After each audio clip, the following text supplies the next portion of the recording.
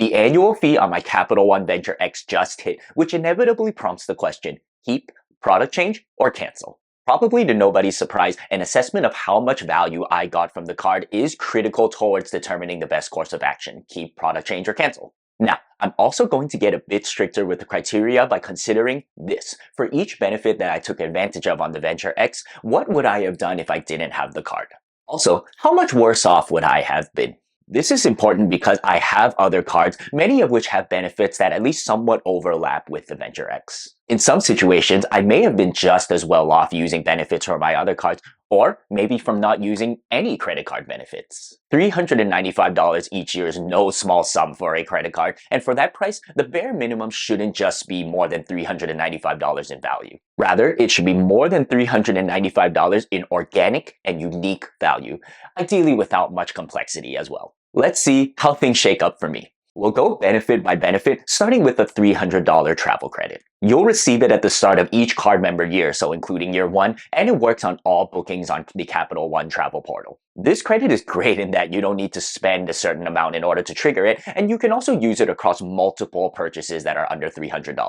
Slight downside, however, in that you do need to book through their travel portal, which may be more limited in options compared to other booking platforms or may show higher prices for the same properties. As long as you are already planning enough travel to use the credit and also not take away from the ability to use other credits on other cards, then you can value this credit at its full $300 in organic and unique value, which is thankfully what I got. While my wife and I don't really travel that frequently, we try and go on 2 big trips each year. In 2024, we visited Greece, where I used $170.14 of the $300 travel credit for one night at a mid-ish but conveniently located hotel. I didn't record the prices of that hotel on other booking platforms, but knowing me, I can assure you that what I paid was just at most a few bucks more than the cheapest option. Then later in the year, while coming back from Japan, we used the remaining $129.86 to subsidize the cost of our second return leg flight from Dallas to New York. Both this flight and the Greece hotel would have likely been purchased in cash if not for the $300 travel credit, and so I'm confident to say that I've effectively knocked my effective annual fee down from $395 to $95. Next up, the 10,000 Capital One miles that you'll receive every year starting from your first anniversary, so year 2. You should be getting at least 1 cent per point or $100 in value from the 10,000 miles, which can be done by using miles to cancel out a travel purchase made on the card within the last 90 days or by redeeming through the travel portal. However, I've personally never used any of these methods, instead opting for the transfer partner route where even on economy flights, I've been able to get consistently more than 1 cent per point. For instance, in 2024, I booked a round-trip flight from New York LaGuardia to Asheville, North Carolina on American Airlines Economy, which went for 16,000 Qantas points, which equates to 16,000 Capital One miles. Former me should have recorded the price of that flight, though current me remembers it being around 1.5 cents per point. This was a trip for my brother's bachelor party, a trip that I certainly would have still gone on even if I didn't have the miles. And sure, I could have transferred Amex or City points to Qantas, in which case I would have saved the Capital One miles for a future use case.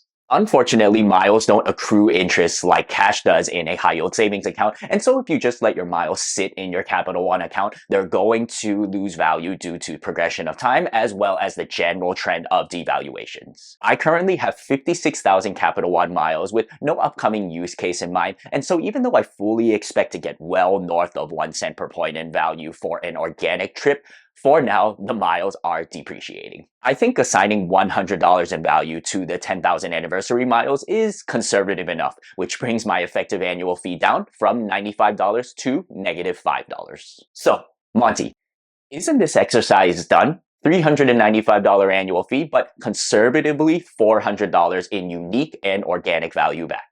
Well, if I was just coming out ahead by $5, then maybe the overall value proposition of the Venture X isn't too appealing. So let's go through the other benefits on the Venture X that I took advantage of, starting with the multipliers. 10x miles on hotels and rental cars booked through Capital One Travel, and 5x miles on flights and vacation rentals booked through the portal. No doubt some huge multipliers, though note that we see the same set of multipliers on the same categories on the $550 Chase Sapphire Reserve and partially on the $95 City Strata Premier. Personally, I haven't booked through Capital One Travel except to use the $300 travel credit, and so aside from the 10x or 5x that I was getting on the little bit additional that I spent over the $300, I essentially get no value from this multiplier. Thankfully, I can't say the same regarding the 2x miles that you earn on all other purchases, since I have designated the Capital One Venture X as my catch-all card for earning transferable currencies whenever I'm not chasing a welcome offer. Over the past card member year, I spent $7,868.88 on my Venture X, returning me around 16,000 Capital One miles. Note the $5,180 in a single statement period, which was mostly a single large purchase that I was hoping to put on a card that was chasing a welcome offer, but it got declined. Thankfully, the Venture X, with its no foreign transaction fees, came in clutch as a plan B. While it's difficult to assign a precise value to multipliers, especially when you consider the opportunity cost from not spending on other cards, I can safely say that the 2x catch-all multiplier on the Venture X has some unique and organic value to me. Let's move on to the complimentary airport lounge access, which includes accesses to Capital One lounges, the new dining concept called Capital One Landing, as well as Priority Pass. Over my past card member year, I only visited a Capital One lounge once, that being the one in Dallas. I had food and drinks there, which might have costed around $40 if I got it at a restaurant in the airport. Thing is, I'm not going to mark this as $40 in value from the Venture X since the food and drinks were replaceable. I had just gotten off a Japan Airlines business class flight in which there is a menu from where you can order as many times as you want. I also have the American Express Platinum, which gives you access to Amex Centurion lounges, one of which being in Dallas. But dude, you can't count on your flight having unlimited food, and come on, the Amex Platinum has a $600.95 annual fee. All valid points though. For purposes of this video, I'm just considering my world and my situation for if I didn't have the Venture X. Comparing it to the Amex Platinum is another video topic in itself, though for what it's worth, if I can only have one, I would choose the Venture X. Anyway, I'm going to be strict here by assigning $0 of value from this single visit to the Capital One Lounge. Same goes for my 3 Priority Pass visits in the past year.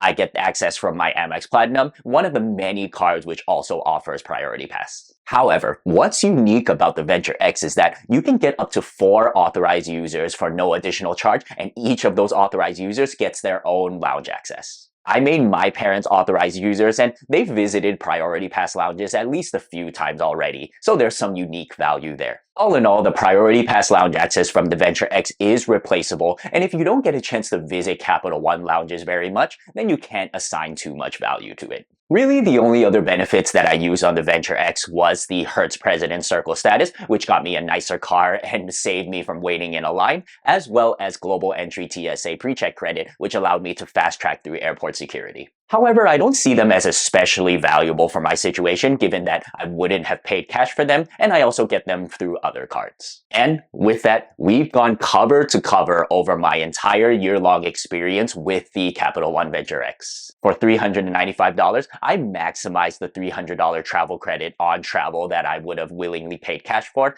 and conservatively, I got $100 of value from the 10,000 anniversary miles. Happy to say that I hit the break-even point, making the extra benefits that I took advantage of, being the multipliers and the lounge access, just the cherries on top. Though, I did not get much value from them given my strict criteria. It's probably highly anticlimactic when I say that I will be keeping the Venture X for another year. In fact, even if my travel needs dwindle big time in the future, the Venture X will probably be the last travel card that I get rid of. The break-even point is pretty easy to hit as long as you travel a bit, making all the other benefits that you can take advantage of essentially free. That said, I hope you got a sense of how you can assess for yourself whether to cancel, product change, or keep the Venture X. Especially for cards with high annual fees, I think you need to be strict with your criteria and ask yourself, are you using the credits and miles organically? And to what extent are the benefits unique and easily replaced by other cards? Let me know how you're valuing the Venture X, and if you've made it to this point in the video, consider giving it a like and subscribing to the channel. It's clear that I love the Venture X in its current iteration, though as with most things, change is inevitable. I think the changes in the near future on the Venture X are more subtle, and to see a fun speculation video where I talk about this topic, check out this video on screen. Here's your card nerd signing off, and I'll see you in the next one. Peace.